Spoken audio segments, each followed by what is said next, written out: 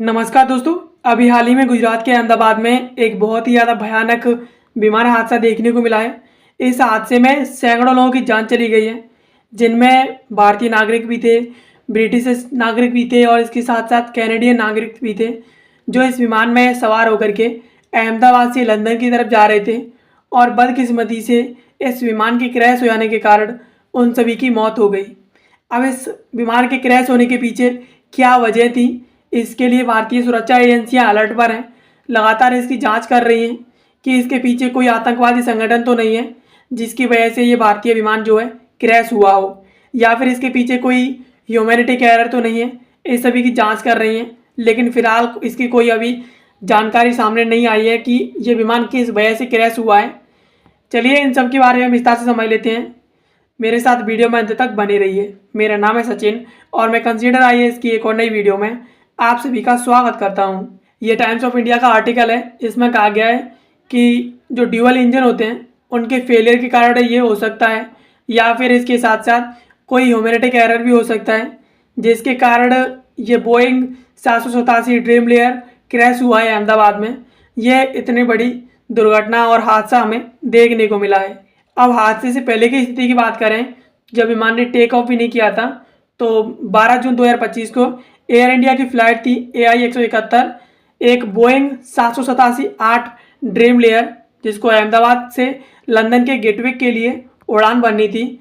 और ये एक इंटरनेशनल उड़ान थी जिसमें 242 लोग सवार थे और 230 इसमें यात्री थे, 12 क्रू मेंबर्स थे, यानी टोटल इसमें 242 लोग थे, जो कि एक इंटरनेशनल उड़ान थी, भारत के अहमदाबाद से लंदन के लिए भरी जानी थी।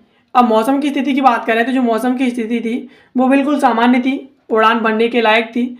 विमान को दोपहर 1:38 पर भारतीय समय के अनुसार रनवे नंबर 23 पर उड़ान भरनी थी और यह उड़ान करीब 23 मिनट देरी से शुरू हुई, जो बाद में एक बड़े हादसे से कुछ हद तक जान माल की हानि को कम करने और बचाने वाला साबित हुई।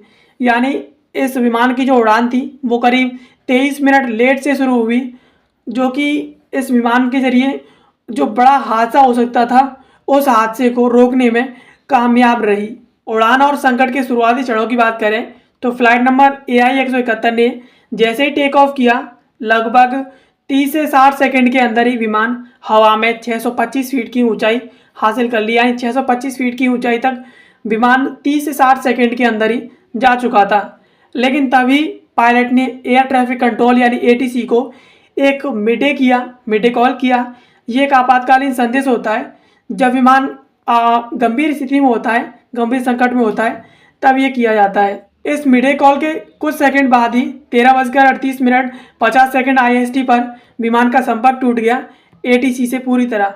यानी जैसे ही विमान ने उड़ान भरी और उसके बाद मिडे किया गया कि विमान की स्थिति सही नहीं है, विमान में काफ़ी ज़्यादा खराबी हैं, तो इसके कुछ समय बाद ही जो है ATC से विमान का संपर्क पूरी तरीके से टूट गया। विमान के क्रैश होने की स्थिति की बात करें तो लगभग 1 मिनट के भीतर ही यह विमान अहमदाबाद शहर के मेघानी नगर इलाके में BJ मेडिकल कॉलेज एक हॉस्टल परिसर पर गिरा। विमान गिरते ही एक विशाल विस्फोट हुआ और धधकती आग की एक गेंद में बदल गया। विमान की गति, ईंधन की मात्रा, घनी बस्ती के कारण कई इमारतें नष्ट हो गई और चारों तरफ तबाही फैल गई। यानी जैसे ही ATC से विमान का संपर्क टूटा तो विमान अहमदाबाद के मेघानी नगर में एक मेडिकल कॉलेज है और एक हॉस्टल परिसर है, उस पर जाकर के गिरा। और जैसे ही गिरा वहाँ पर एक विशाल विस्फोट हुआ और एक धधकती गेंद में बदल गया। और इस विमान की गति भी तेज़ थी और इसके साथ इसमें ईंधन की मात्रा भी ज़्यादा थी। और जिस जगह पर यह गिरा था वहाँ पर घनी आबादी थी, इसके कारण वहाँ पर इमारतें भी नष्ट हो गई और काफ़ी ज़्यादा यहाँ पर तबाही हुई। जानमाल के नुकसान की बात करें तो इस हादसे में कुल 241 लोग मारे गए, जिसमें सभी पायलट और कैबिन क्रू भी शामिल हैं। केवल एक व्यक्ति विशव कुमार रमेश, जो कि एक ब्रिटिश नागरिक थे, सीट नंबर 11A पर बैठे थे, इस भयावह दुर्घटना से चमत्कारी रूप से जीवित बच निकले। वे गंभीर रूप से घायल हुए और उन्हें अस्पताल में भर्ती किया गया।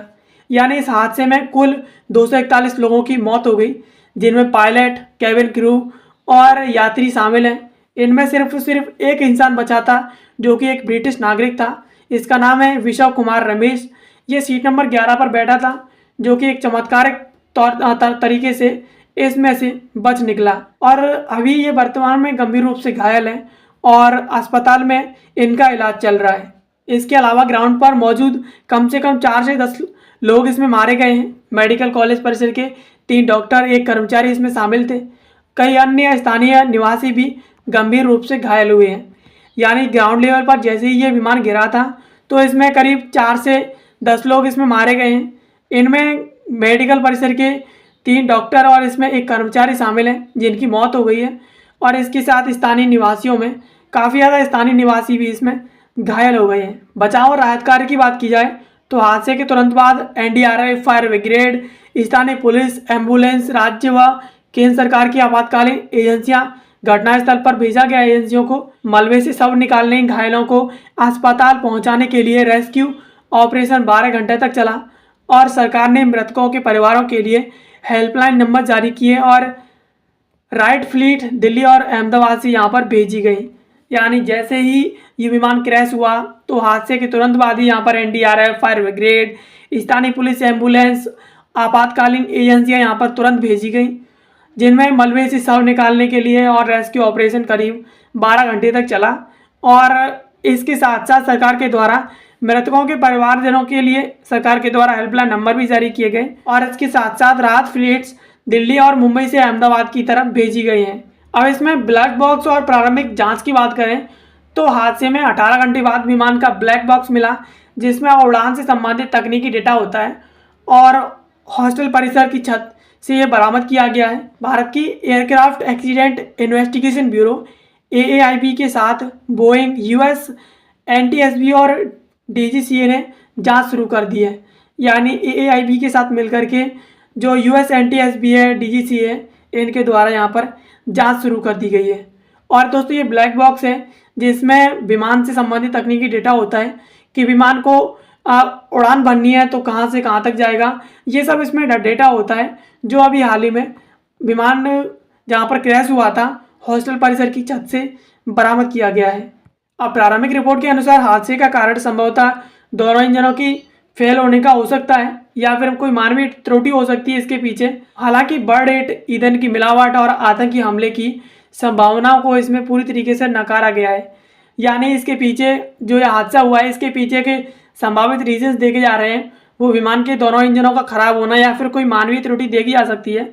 इसके साथ साथ बर्न रेट या ईंधन की मिलावट या फिर आतंकी हमले ऐसी इसमें कोई संभावना अभी तक नहीं देखी गई है और इस तरीके के सभी संभावित कारणों को इसमें नकारा गया है। नेता और अंतर्राष्ट्रीय प्रतिक्रियाओं की बात करें तो भारत के प्रधानमंत्री नरेंद्र मोदी और गृह मंत्री अमित शाह, मुख्यमंत्री भूपेंद्र पटेल ने घटनास्थल और अस्पताल का दौरा किया है।